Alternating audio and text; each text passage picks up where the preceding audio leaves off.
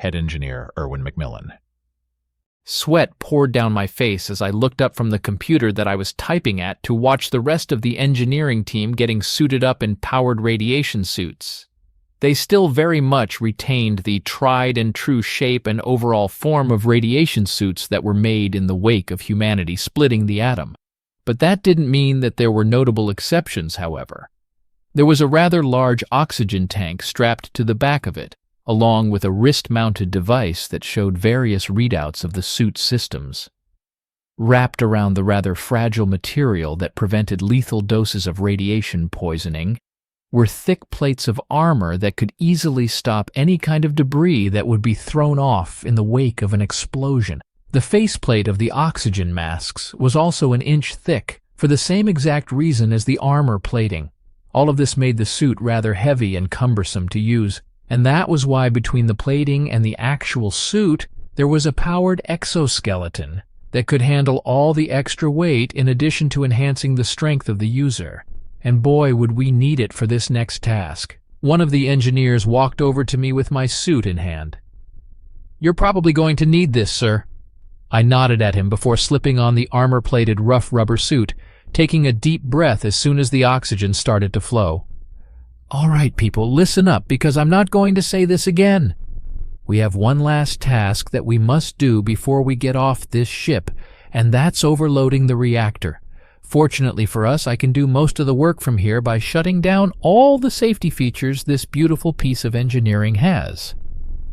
That is going to take a minute or two, but while that is going on, the rest of you will be putting all the backup fissile material we have on this ship into the main reactor chamber via the airlock there. Hopefully, by the time that you all do that, the safety measures will be deactivated." I shook my head as the ship rocked from another enemy salvo. "The last thing that we need is the core being ejected before it can go critical." I looked at the ticking clock, 2 minutes and 30 seconds. I turned back to the engineers. "Now move!" All my men started scattering like ants as they went to the various places where we kept the spare fuel rods for the reactor, while I started disabling the safety features. I would have liked to say that it was an easy task, but that would make me a liar to not only myself, but to everyone else as well. The sheer layers of protection that the system had was insane to a degree that, if I were not head engineer, I would have called gross overkill. I had to confirm my identity no less than 5 times and input my password another 8.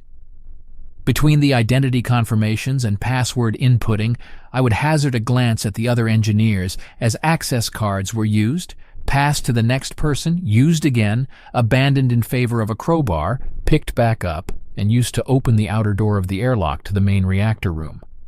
I watched in fascination as the individual tubes for the rods were opened with exosuit strength and unceremoniously tossed in the airlock. I heard the familiar clicking of the Geiger counter in the suit start to go off, only increasing in volume and frequency. After a minute of that, I shut the thing off with how much it was distracting me. Then the temperature gauge started to concern me. "It feels like a crime doing this to this ship." "One last one," I said to no one as I finally disabled the last of the safety mechanisms holding the ship together. I then turned to my men. "Is that the last of the rods?" There was a nod around the room as containers were double-checked, and I could hear the clicking of the Geiger counters in other people's headsets. "All right, we just need to push all of this into the main reactor room and head for the escape pods. Any volunteers?" I asked as I checked the timer I had set. 45 seconds. "Sir, the airlock takes 30 seconds to cycle. Whoever goes in there to do that won't make it out in time," one of the engineers said. I froze at that revelation. I already knew that. How could I be so stupid? I quickly pulled out my pad and forwarded a document to that engineer. "Make sure that gets home to my family," I said as I prepared to enter the airlock. "Sir, you can't," said another. "I can and I will. It was an honor serving with you all, and I hope you don't squander this opportunity." "Live to fight another day," I said as I walked into the airlock, stepping over fuel rods in my effort to cycle the damn thing. Even with the heat-resistant materials this suit was made of, I could feel the heat coming from the rods under my feet.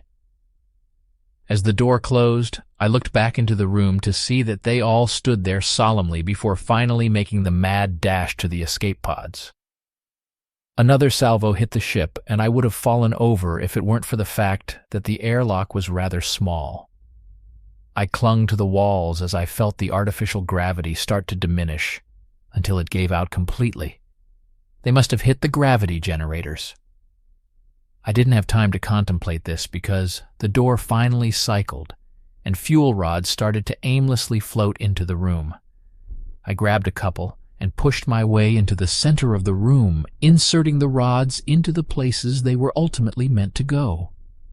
Another salvo hit the ship, followed by dozens more, and the lights dimmed until they finally shut off completely.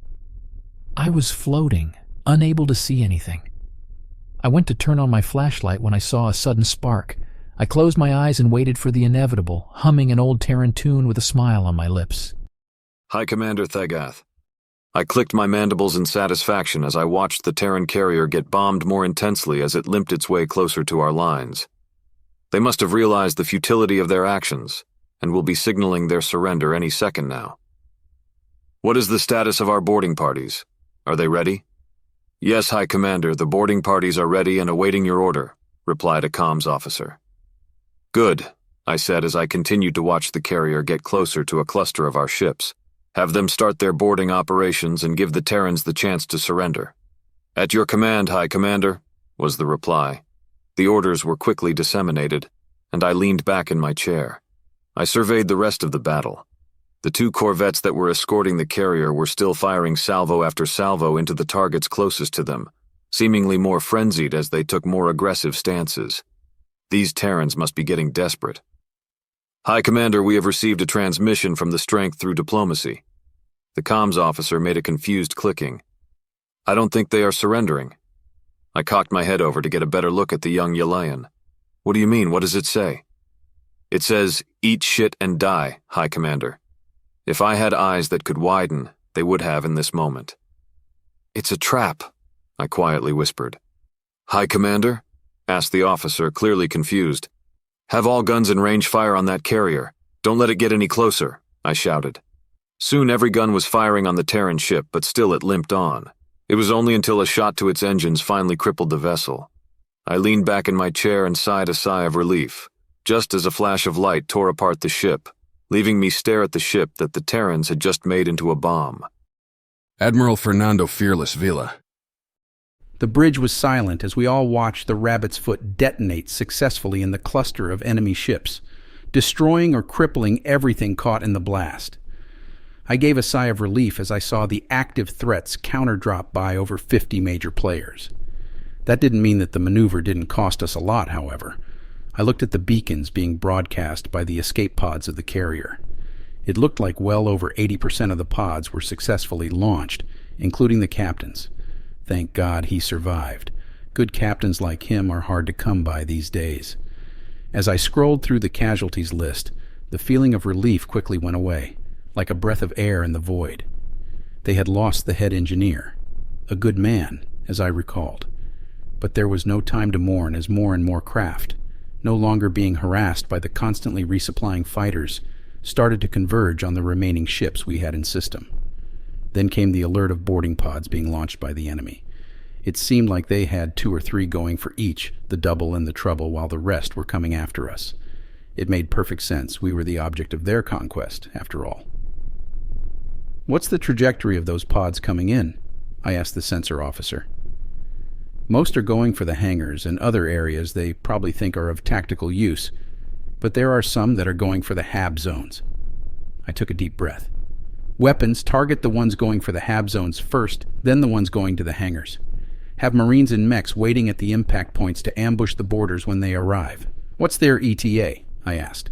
ETA is 2 minutes, replied the sensor officer. I nodded. Good. I pointed to my security officer. Evacuate all of the civilian areas not already evacuated. Way ahead of you, sir, he replied as he continued giving orders to the security personnel aboard the ship. As he did that, my eyes drifted over to the battle map, where the enemy ships were spreading themselves out in such a way that there was no possibility of pulling a rabbit's foot style of stunt again. The brutish, boxy design of the ship stood in sharp relief to the more elegant nature of our ships. They must never travel in atmosphere, or at the very least have figured out the wind resistance problem. I turned my attention back over to the timer that had been counting down to our eventual rescue. 12 minutes. Sergeant Grace, the alert for the anti-boarding operations went up, and the first thing that my men did was cheer. Not that we were being boarded. That was probably the last thing that they all wanted to happen. The thing that they were happy about was the fact that we were assigned a mech squad to assist in defending HAB Zone 55D from the boarders that were predicted to try and breach there. None of us had ever used a mech outside of training and the recertifications they had us get every 6 months, so everyone was a bit excited to get the chance to actually use one in combat. We were almost to the mech bay, where we would get our mechs, arm them up, and make our way to our ambush point. "I always wanted to be a mech pilot, Sarge. Today must be my lucky day," Collins said. Since the Indomitable Crusade, he had been promoted to tech specialist for the unit, and the duties of being the radio operator was relegated to someone else. "Well then stop hogging all of the fucking luck, Collins. I want to make it back in one piece," shouted Jacobson, my new radio operator, as he jogged down the hallway. "Shut that shit, Marines.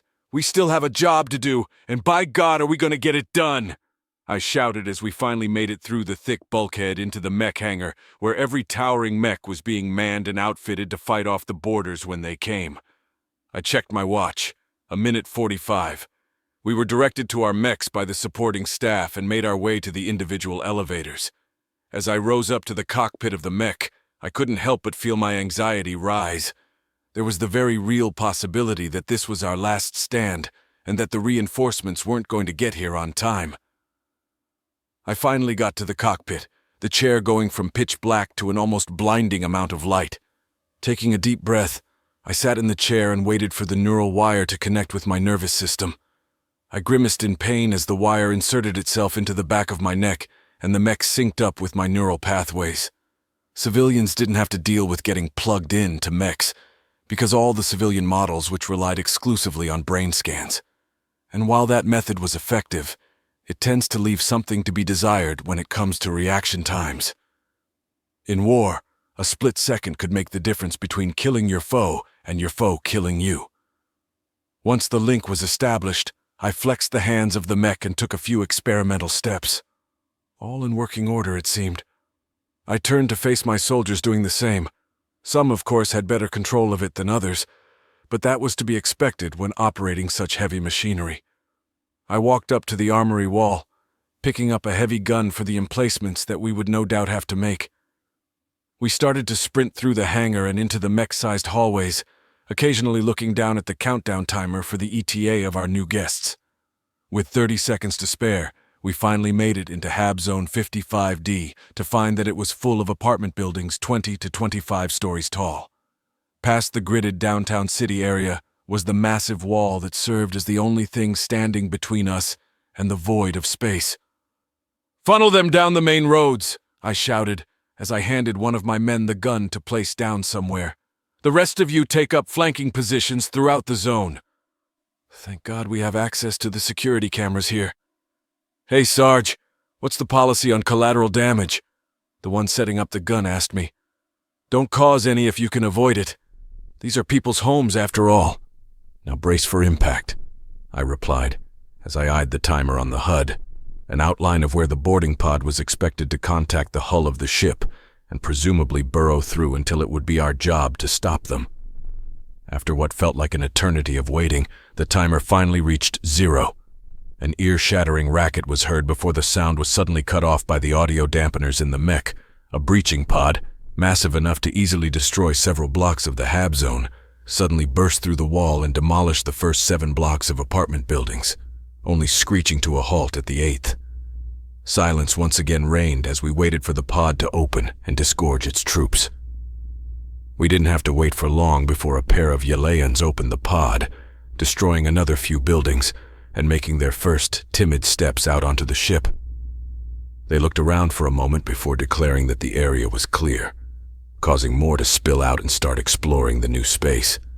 They weren't even looking in our direction when we swung out from behind the buildings and started opening fire,